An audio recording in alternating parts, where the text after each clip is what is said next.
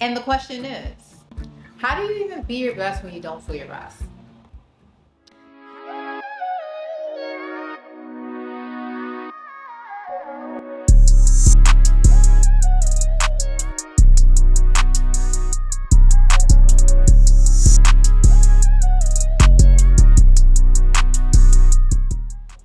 Hello, ladies and gents. Thank you for tuning into another episode. I missed you guys so much. Though it's only been a week, I have a pressing matter. How to do your best when you're not feeling your best. Now, if you don't know, we are here to become our best selves while I give you a front row seat to someone who's been doing it and still doing it. I do this for you. Now, if you don't know, now you know. These past few seasons were extremely hard on me, especially as a girlie who quit her first remote corporate job to pursue medicine.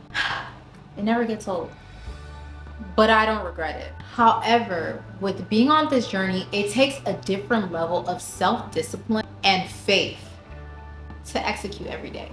So I run into this question quite a lot. But guess what? I'm very solution oriented. So let's get into it. You know, I'm a supporter of therapy. Having someone outside of Christ to help me comb out my feelings, because boy, do I have them, helps me implement better coping mechanisms such as journaling, prioritizing my gym routine, sleeping, and identifying my stressors has allowed me to snap back into the mindset of faith over feelings. However, on some days it is still too much because in my head, I'll feel like I have so much to do. The clock is still ticking and I find myself stuck.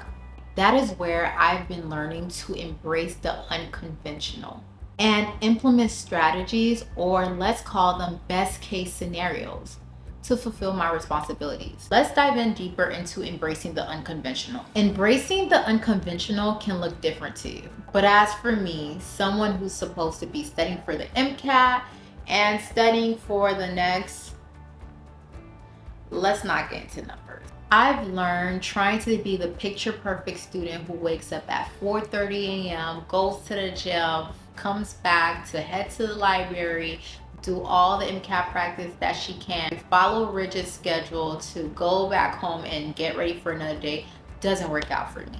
Some days it may just look okay to just Anki it out with my favorite movie or favorite TV show. Some days it's okay to just close the computer and do something to decompress. Some days it may just be okay to go and actually hang out with my friends because life is still happening. But on those days, I get that extra boost of energy. I go ham. And that is where embracing the unconventional has its gem.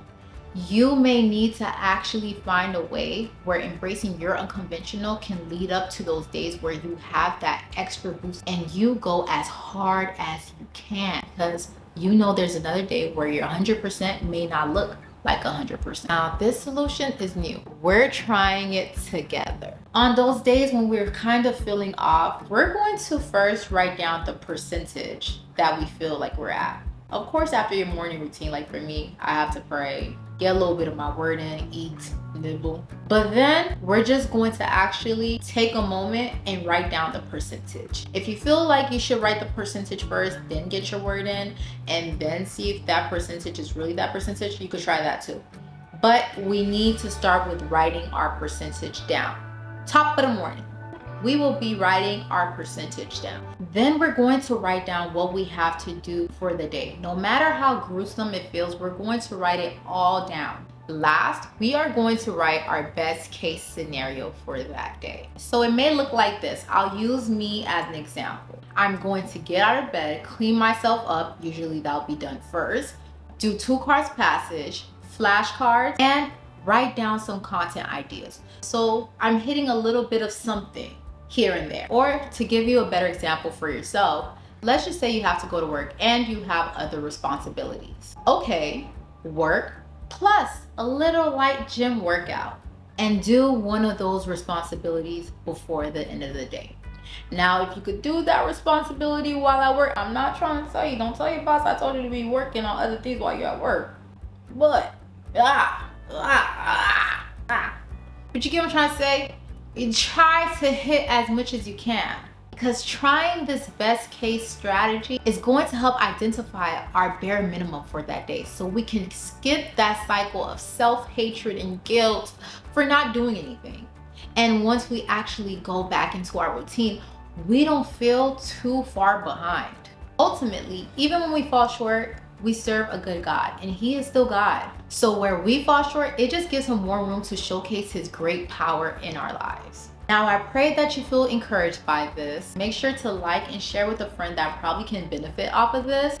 And subscribe so we can talk next time. This is real life, y'all. Bye, my loves. I see you.